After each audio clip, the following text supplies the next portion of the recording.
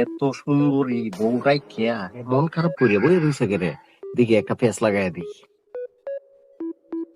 এ ভাই, মনটা খারাপ কে লাগিয়া?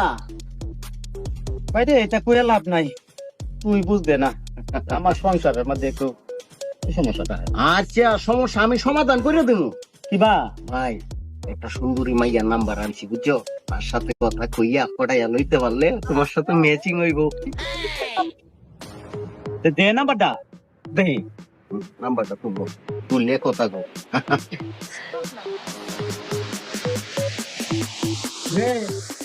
আচ্ছা ঠিক আছে। হ্যালো, হ্যাঁ কেমন আছে? ও আচ্ছা আচ্ছা আচ্ছা, তুমি করে বলবো। ও যে কথা কো আমি যাই গিয়া।